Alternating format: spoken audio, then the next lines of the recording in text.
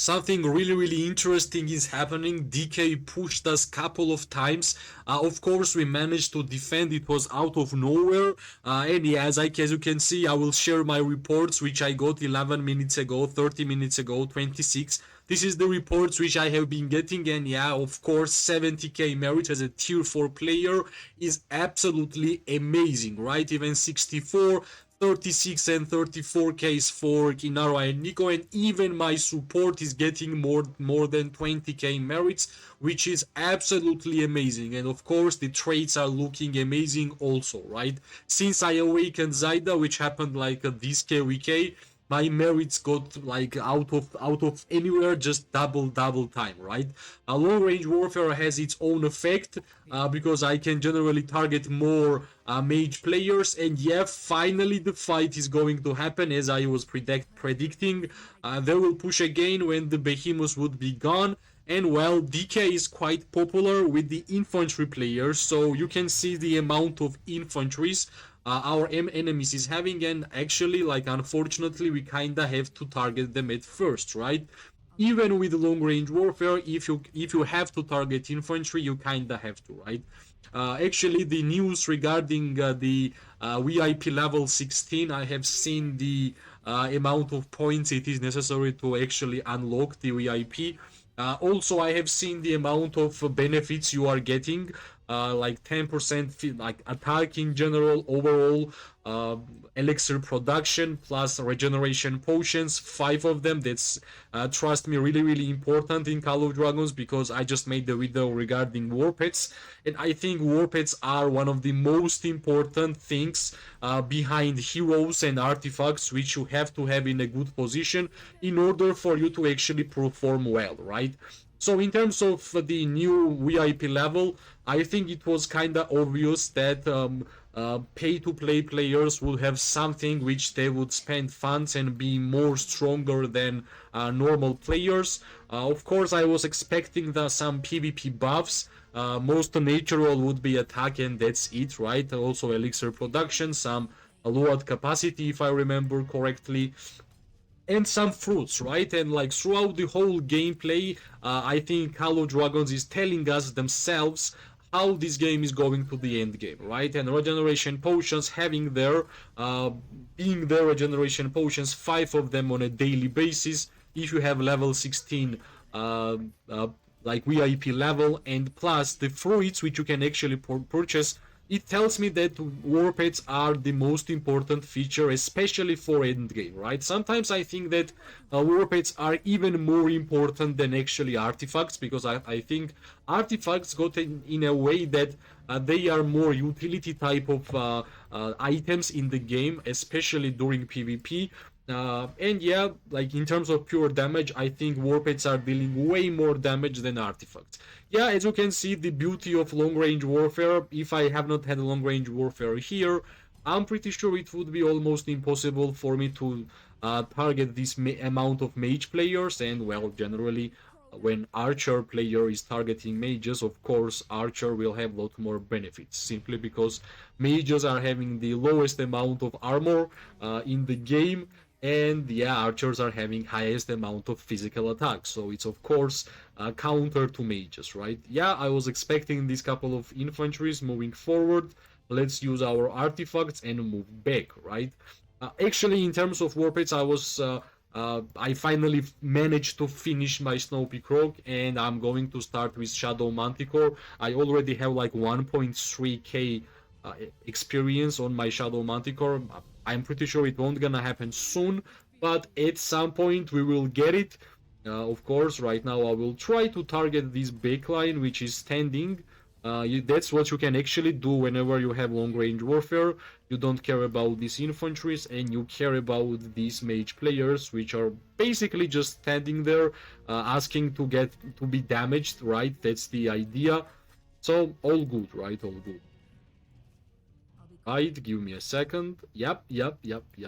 This is the way the artifact infantry can blink. That's the reason why I said that artifacts kinda got new way of playing game, which is more of a utility type, not more of a offensive, like purely blinking, rushing, teleporting in, teleporting back.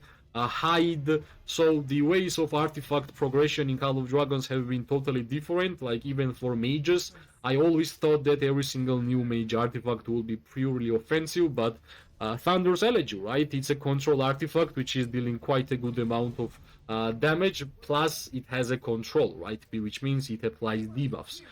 So I think if we're gonna compare Warpeds to artifacts in terms of pure damage, I'm pretty sure Warpeds are doing way more damage, but artifacts are way more utility type, right? Because what kind of Warpeds we have in terms of utility? I think basically just healing and shields, right? Because Sand Lizards, Stripe Bear, like even kind of Shadow Manticore dealing healing and damage.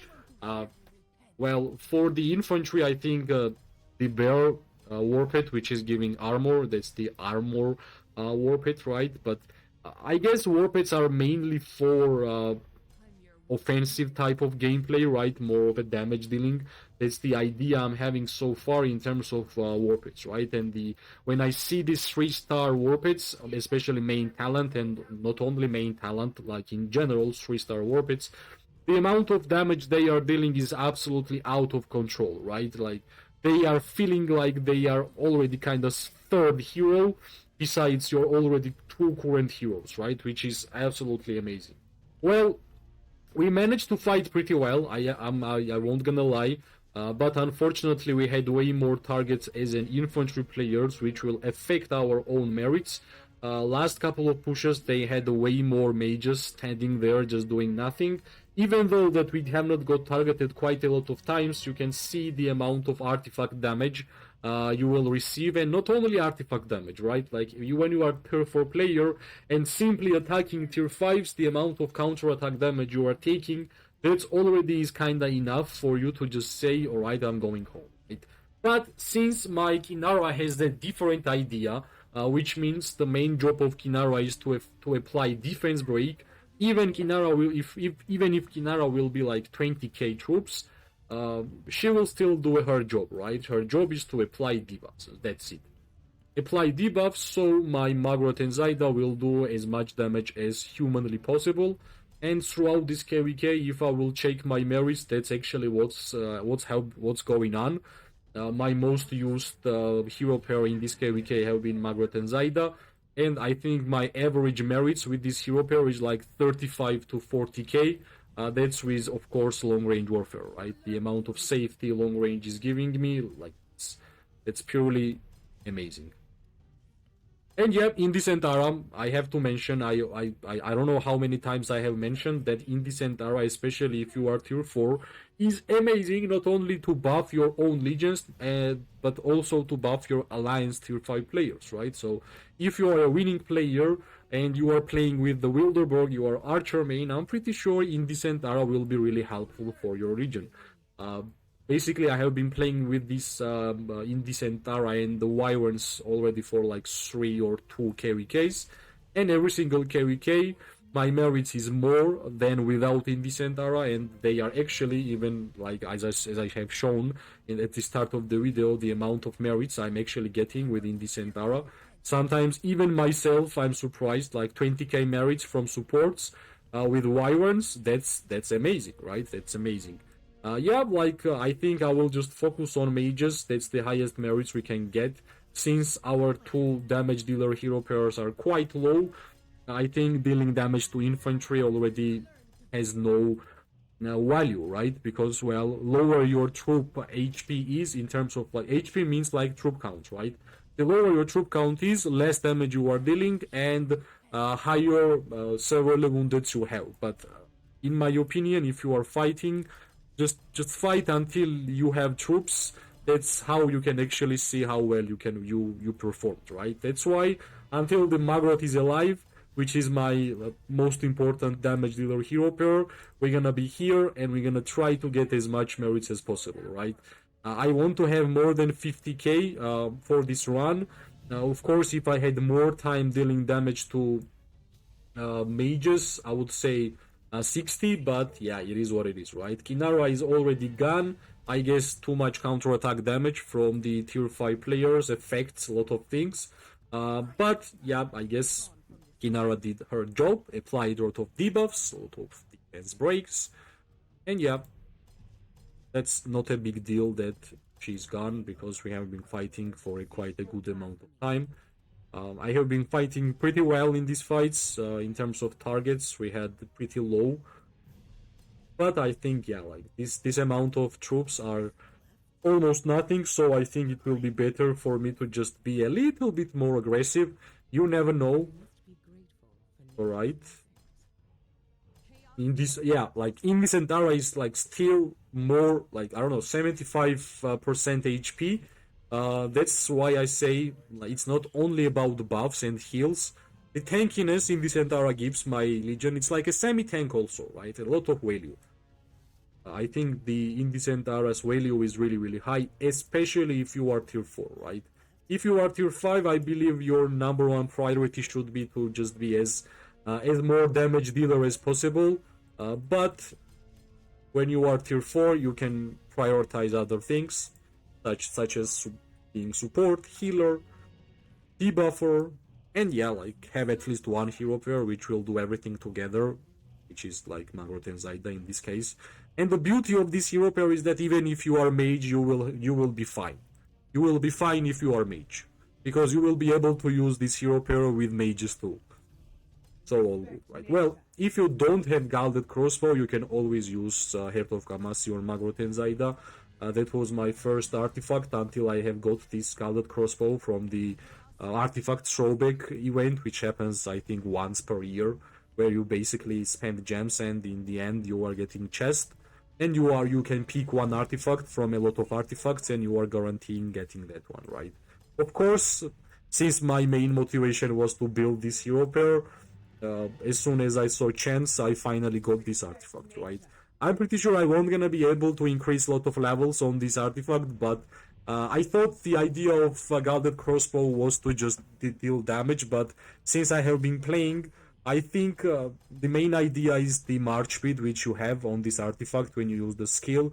It's amazing in terms of engaging and disengaging. If like infantry is running towards you and you can use this artifact, you can actually use it, and not only you will deal damage, but your march speed will increase in such a fast way that you will escape this infantry and hide behind your alliance members, right? And if you are tier 4 player, that's not a big deal if you are hiding behind your alliance members. Well, unfortunately, my Margaret and Zaida and Kinara and Nico is gone, and I think it will be appropriate if I will just send my Indecent Ara back home. Even though we have still a lot of troops, I could continue playing with this one hero pair, but I think I won't gonna deal a lot of damage. I don't have my damage dealing hero pairs, so I will just decide to simply just go back and use this small window for me to just check how much merits we actually got, right? 90k from Indecent Ara, 62k from Margaret and Zaida, our number one damage dealer hero pair, right? 32k from Kinara, which is nice.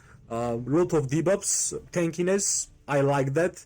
More than 30k is amazing for me as a tier 4 player, right? So basically, in this like couple of pushes which DK did, I think we got pretty amazing amount of merits with our number one merit getter hero pair, which is Magrot and Zaida.